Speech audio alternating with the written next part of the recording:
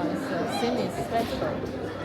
We got some gift from the cinema for buying this popcorn.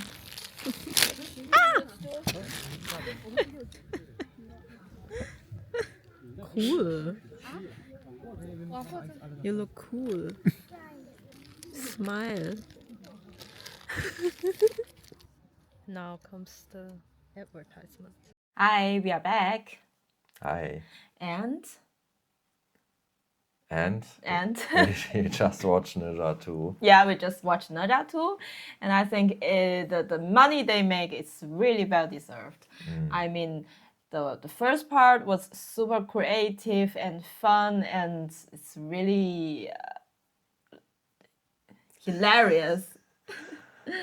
I mean, the first part is fun and hilarious, and I think also it is really creative to see, especially the part where Aobing and Nezha are come into one, and they are sharing the body, and the Nezha has suddenly this righteous face and behaves like a righteous, well-behaved person. It's just so weird, and I kept laughing every time I see Aobing's face on Nezha's face. Afterwards, the plot twist was just crazy. I didn't expect the righteous guy, the immortals, the ones that behaves like a really elegant person living on a himmel, living in a heaven, turn out to be so evil. Evil inside, yeah. And they try to frame the Longs for something they didn't do, and they just want to kill all the people. They did kill all the people in the town, and just to frame the Long clan, and that was something out of my mind, and it's completely surprised me. I mean, yeah. How did you feel? Did you expect this to come? No, definitely not. There were plot twist after plot twist, so to say.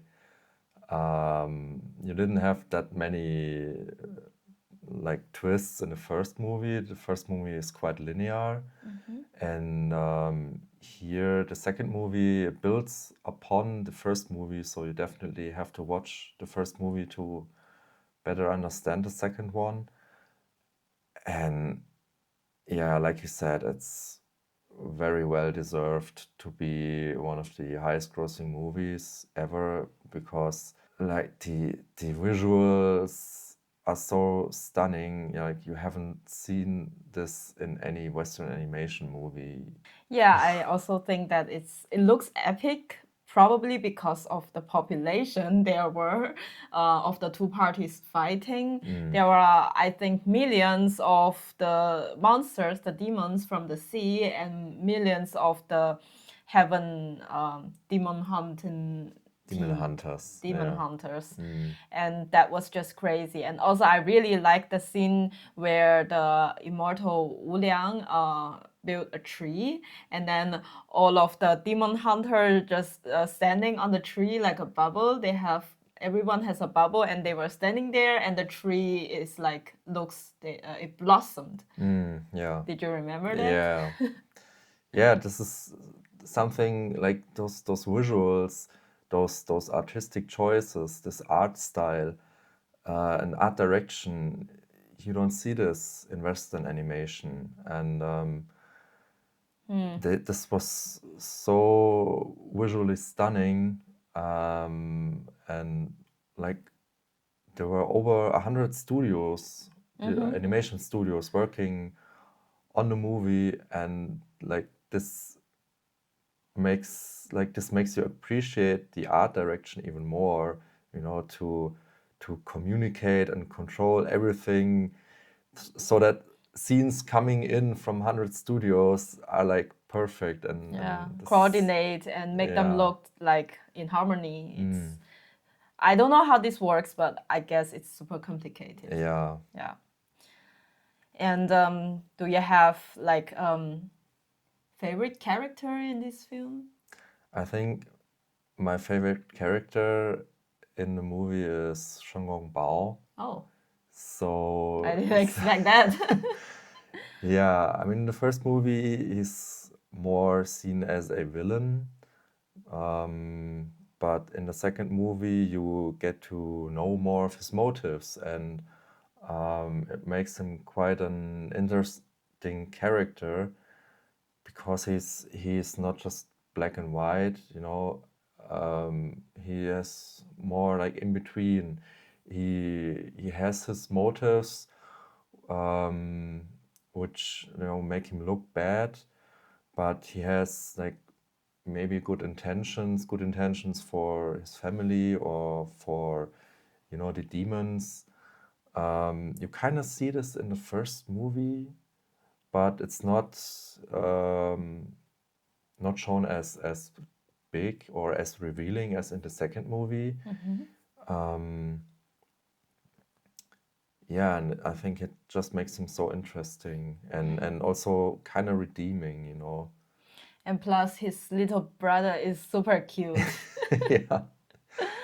Yeah. Yeah, I mean, I feel like the character of Shen Gongbao also reflect on some people. They believed in the righteous person, the power, the rule makers, the justice of the world, and even their demon, they tried so hard to blend in, to live their rules, to be be in their team and do their dirty jobs.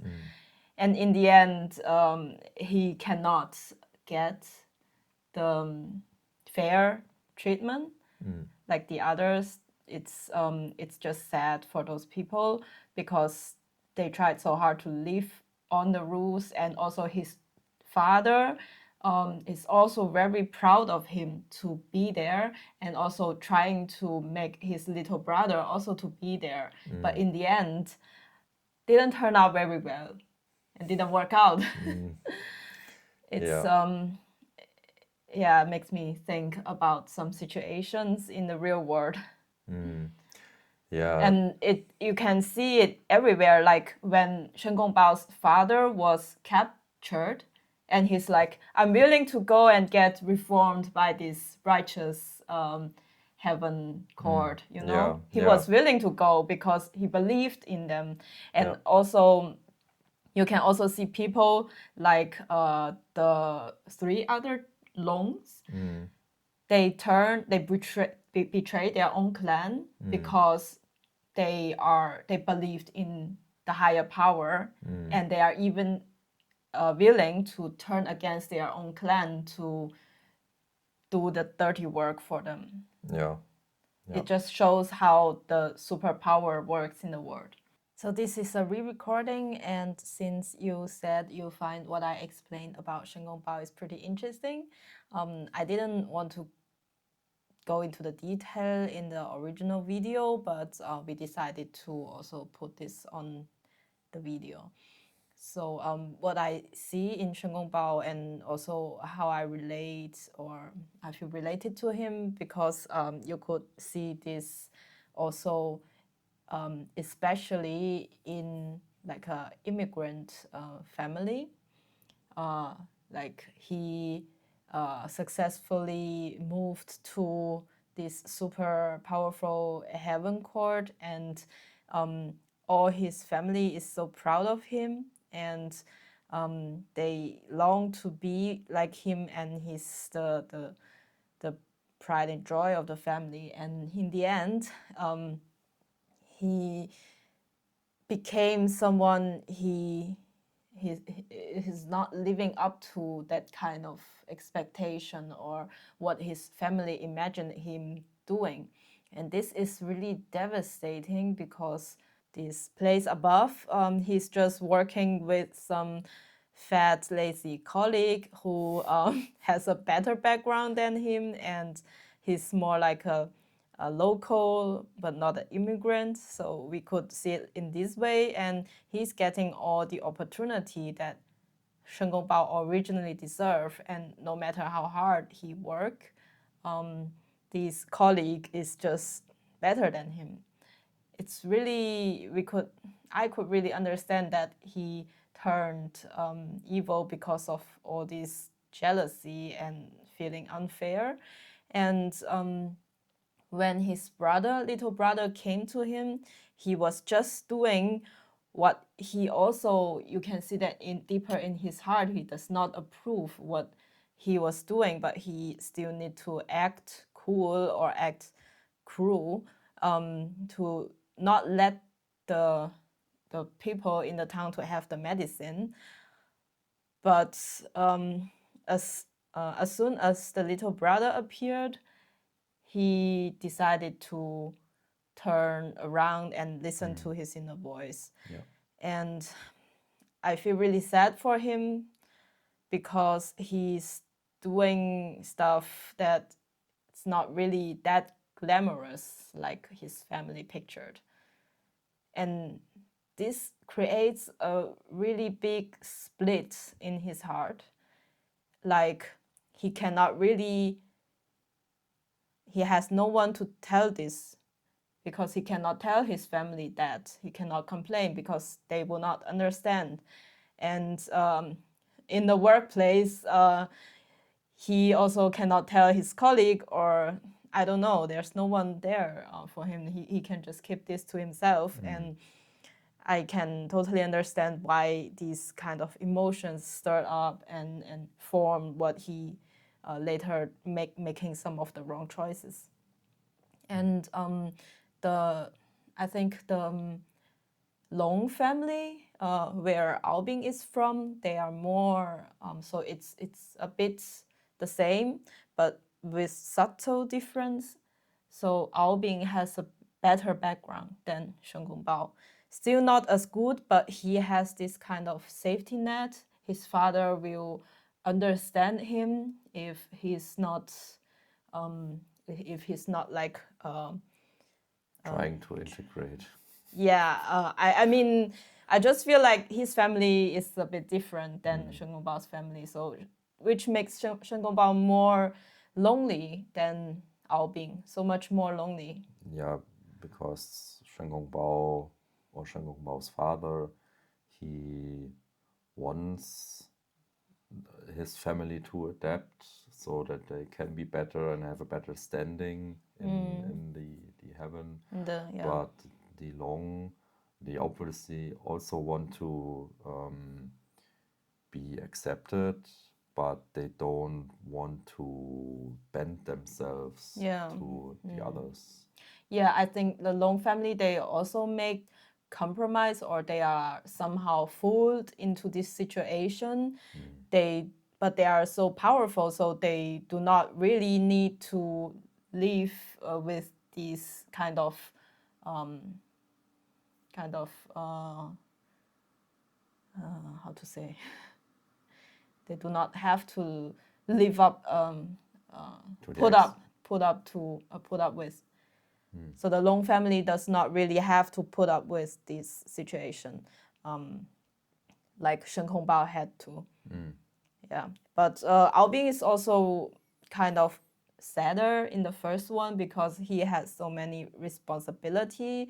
He's bearing all of the hope of all his clan, which I think also perfectly reflected on this armor he got from his whole clan. Like everyone contributed their own scale to make an armor to protect him, but to protect him, not make an weapon for him. That's also something to think about. Like, yeah, what was also funny, you mentioned something which I didn't really see in the first place, but after you told me, then I kind of clearly saw it. And this was when Nezha first entered the temple, and he was saying like, "Wow, how by," and more annoyed like, "How by, how by." so Meaning white. so white, So white. I'm sorry. Is this offensive? No. Okay. Yeah, I mean, maybe they made it like the White House kind of. And if you behave, you get a green card from them. Yeah, the jade. The jade card, tablet. which have a eagle on it. I mean, I don't think they did it like not on purpose. Which is funny to think about, and I don't want to like start some hypothesis or trying to say that, yeah, this is exactly what the reality is. I think it's just something interesting to think about. Who's playing all the righteous person and having all the right reasons and excuses to capture and kill those who just get some power and could be a threat to them. Yeah. Yeah, and this also like shows how good the character development is.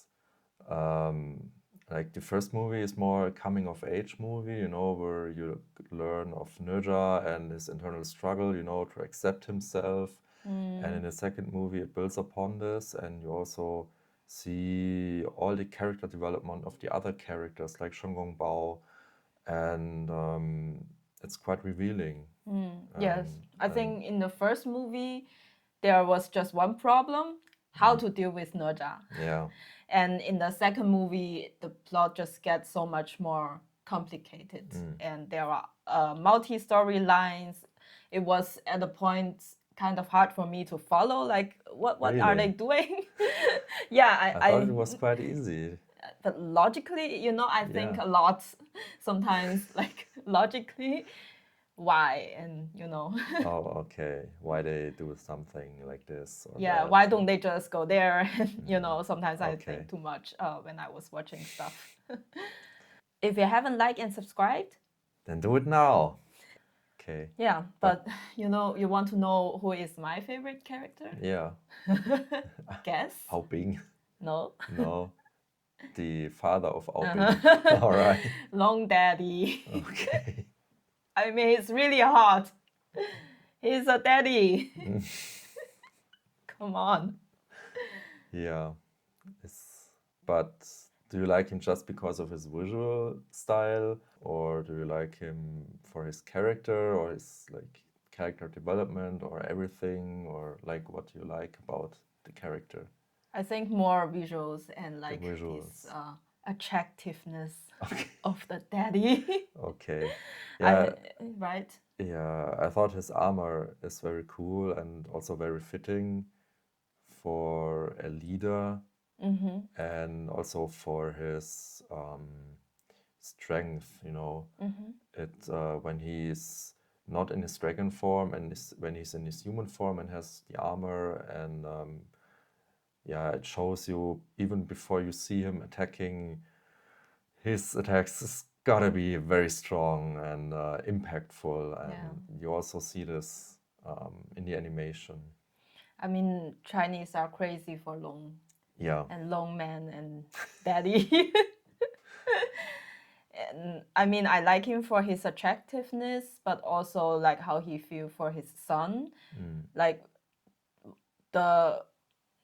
he lose his control if something happens to Ao Bing. He's immediately fragile. She shows his emotion, and that's a plus on the daddy.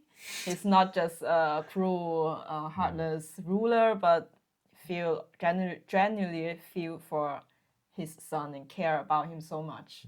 That's also what I like about him. But he's not actually a cruel leader, or is he? Because I mean, he has kind of sealed the fate for the Long clan, but he did it so that they can survive, you know. So it may seem cruel, but he had to do it in order to survive. Yes. I don't know him, but like I expect him to be like more ruler type. But when a tough man shows emotion, that's the most attractive part. All right. So we've seen several fighting styles and skills. Which one of those skills would you like to have and why? Guess. Guess again. Huh. It's maybe it's a bit hard, but yeah, I just tell you, I really like the bow.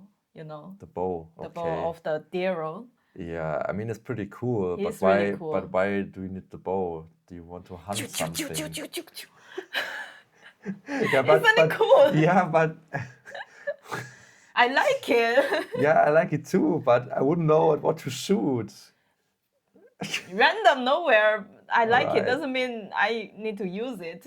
I need it. Do you want to shoot all the fense when we are at Guangdong? Like shoot all the little flies, the mosquitoes. Yeah, that would be useful. Or we just have some trained frog demons. It's really cool. Yeah. And he's a deer, and he got these prongs behind his back that looks just sick and wow, so hot. Yeah. I really like how they combine the animal with the human and show a little bit of the animal side, like Shen Gong Bao with his face and a little bit of hair. Yeah. And lots of like also the crane. I think her name was Krana. Krana, yeah. Yeah, and she's like super chill, but with her big wings, that's also very powerful.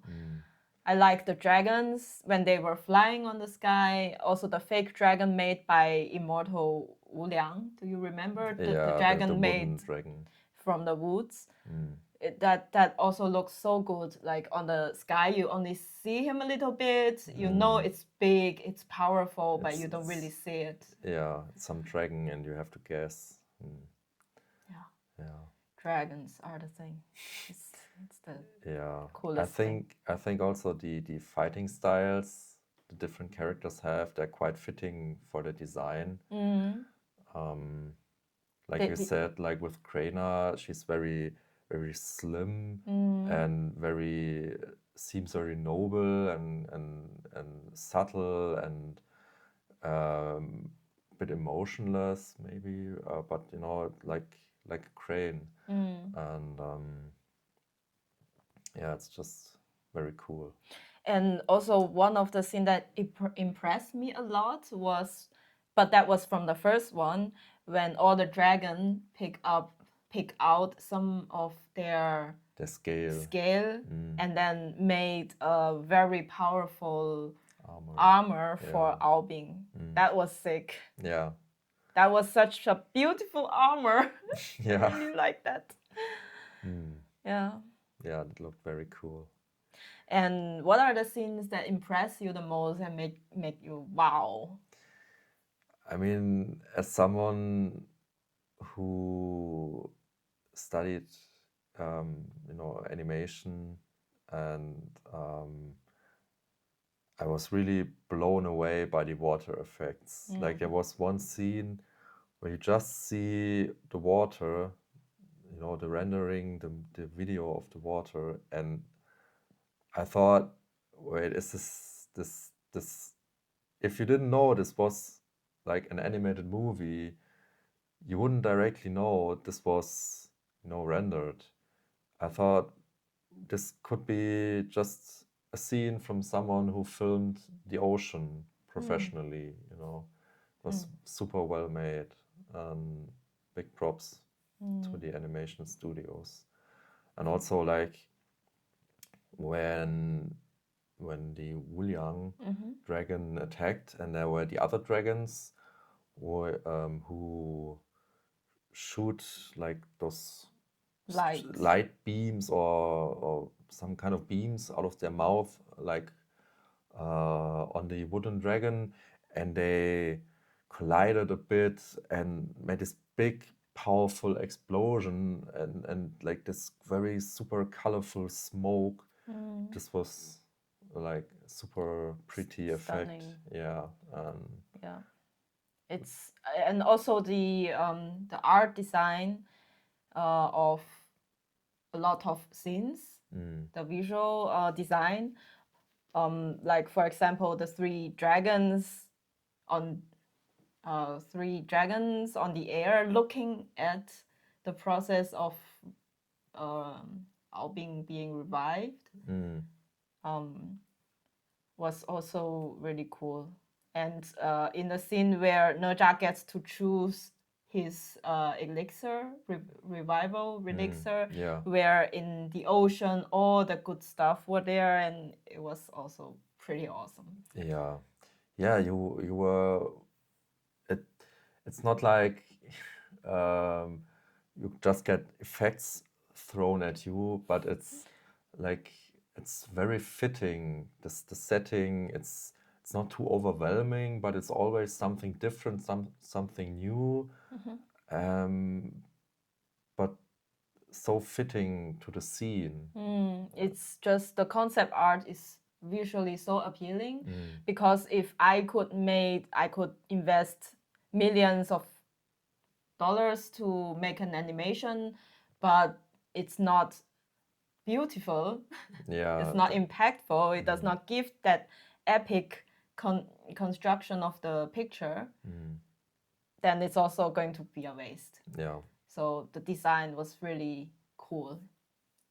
Definitely. Yeah. Yeah. And also the design of the characters, the fighting, the action scenes, those I was just like, is this animation or Is this motion capture? yeah. I mean, Yeah. everyone has their own unique style. That's so unique to see them fight. Also, you mentioned this electronic, the Shen Gongbao's father, his ability to move around. I haven't mentioned it yet. Okay. But you mentioned me after watching the film. Yeah. Yeah. So everyone has such an unique ability, and it's just so interesting to watch them fight. It never gets boring because you didn't expect that they can do this and that, and it's so sick, and it's just make the fighting scene so intense that you just get so devoted into watching. Yeah, it's something you don't see every time. You know, not like, oh, he's an archer, okay. Maybe he can shoot his bow very fast, yeah. But then there's like Shen Gongbao's father, who can transform himself into electric current and travel in the electric current, like through the air or in the water even better. And like, where do you see that? That's like, I have never seen that as an idea for a character skill. Yeah, if this was a video game, I would definitely like to play. Yeah, like at some point I really thought this when like in the final fight when Aobing and Nezha Great. when they attack the Wuliang and when the heavy metal music kicks in, Yeah. the rock music.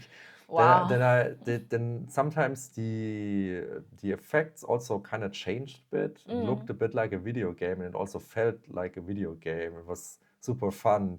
You thought you could like press the buttons in your controller because they were like dang dang dang dang dang dang, and it was so funny.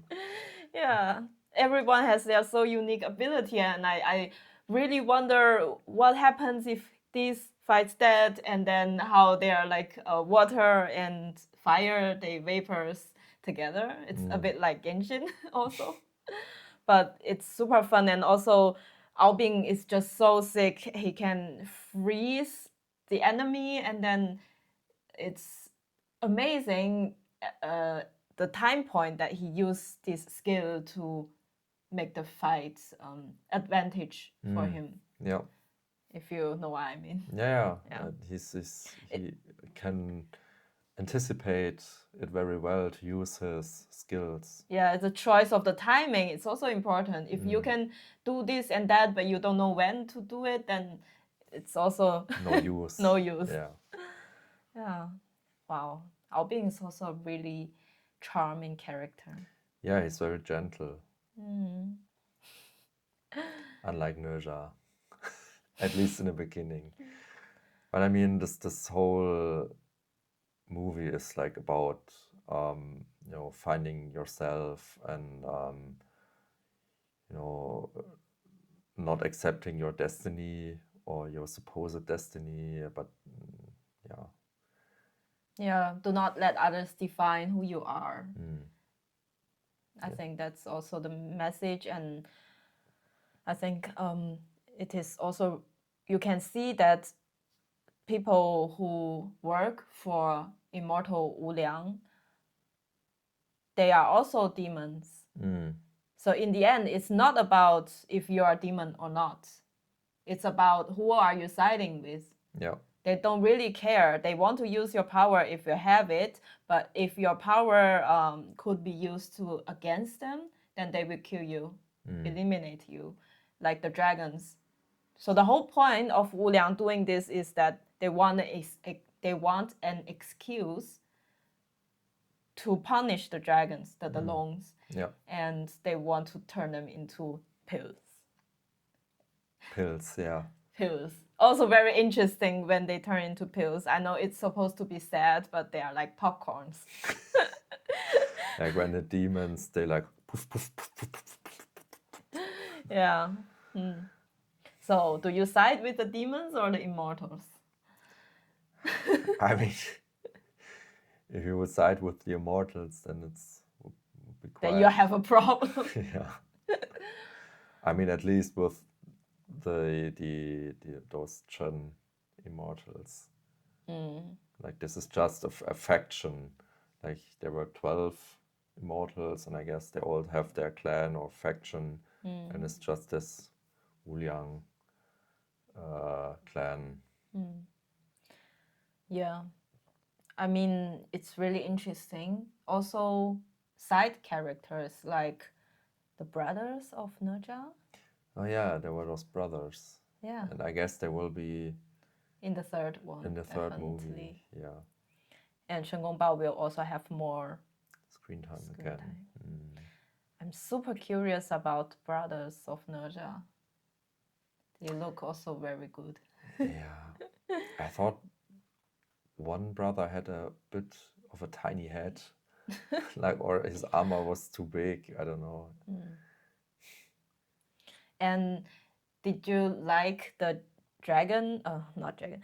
Did you like the long, the evil woman one? Not so much. But she looks so dark and powerful. Yeah, but it's this classic evil woman trope, which you also have in like in every mythological story, also like Greek stories and such. This is like the deceiving woman. Which You're so tired of this stereotype. Yeah. I mean, the stereotype was also used to paint women in a like bad. This is like how the church, for instance, said, this woman this is a witch, burn her, like just because she speaks up for herself. This is like this trope, that supports this. I mean, this movie doesn't do that, but it's just like this classical evil woman trope. Yeah. That feeds this. But I like her. I mean, we want to be evil and just do whatever we want for a while. Yeah. For a change. And also the other dragon, which has this goth emo hair, and his body was kind of twisted. That I also came as a surprise. how he Yeah. looks, and he could roll like metal Metal wheel. and just also reminded me of a video game character from a fighting game who was also like very acrobatic and could move like upside down and then fight with his feet, you know, and this is like kind of like this. Yeah. cool. And did you cry in the movie? Yeah, like when the mom died a bit later. This was, I mean, this is like, because it's very well, this is because it's very well made emotionally as well. You have watched her through 2 movies and then you have this emotional connection, and this is, yeah, how you feel. I mean, that's cruel for children's movie. Yeah. I heard people complaining about that and saying it should not be shown to children, but I mean, we don't really care about that because it's part of life. Yeah, but I mean, Disney movies also show that, like like Dumbo, the elephant, like they are all emotionally cruel, and I think this is something you should show children because, like you said, it is part of life. You have to learn that eventually, and yeah, that's just how it is. And also, what it's really well designed is that Nezha's mom hugged him when he's full of those needles, spikes out of him. This represents the whole journey or the whole story, because Nezha always have these spikes and his mom loved him no matter what. So it's really well designed scene, and this the perfect timing for him to change and to grow up. Well, will you go watching if there's a 3 coming up? Well, sure. Why shouldn't I? Yeah, have to see how it ends. Yeah, I feel like with the success of this film, a lot of company are starting to move. You know, in China, they plan this project and that project and thinking they can copy the success of this. They are trying to also make a film, make a movie version of a lot of Asian Chinese stories, myths. Yeah. They are trying to readapt the stories of the Asian Chinese stories or myths and use this script and make whole new animation. And yeah, I think those things will be coming up and in a very short time. Let's just not hope Disney is gonna make a Journey to the East movie. I think they are making it. Oh, God. Or they're making something. I don't remember, but they are making something. Like not Journey to the West, because they are already in the West, but Journey to the East, you know. You know what I did there? Yeah. Sorry. It's different. I mean, it's also what I think about these movies made by Disney or Western world. They have their own narrative, and even they are making a movie about other cultures, the narrative is still, the core of the story is still very Western. Okay. They can use all the actors, actresses, diversity actor, actresses, but the core is still theirs and their story to tell. You know, you can make Snow White with all the diversity person to play Snow White, but it's still Snow White. Yeah. It does not really represent the diversity of the world by just using some actors. Yeah, of course. You need to really know their culture, their way of thinking, their stories. How do they get to be like this? What do they think? It's just kind of faking. Yeah, I mean, it's this is it's what. not genuine for me Yeah, to show any of the respect. it's You're just putting some, Yeah, I know what you mean. This is also what Disney should learn. It's not like about, I mean, being diverse is good, but you should not just use a story and then change everything. Yeah. Because that's just lazy. Yeah. You should make a new story, and with those new diverse characters, if you like to, and make a compelling story In their own culture. Yeah. Yeah. This is like. That's important. Yeah. But I don't think it's really diverse. It's just always the Western narrative and with some diverse actors. So maybe that could change in some day. Not sure. Not very positive, but if they feel the pressure of other cultures, having also high-ranking movies, probably they will try to be more creative. Okay. Tell us what you think about the film in the comments. Give us a subscribe and like. Thank you so much, and see you next time. See you next time. Bye. Bye.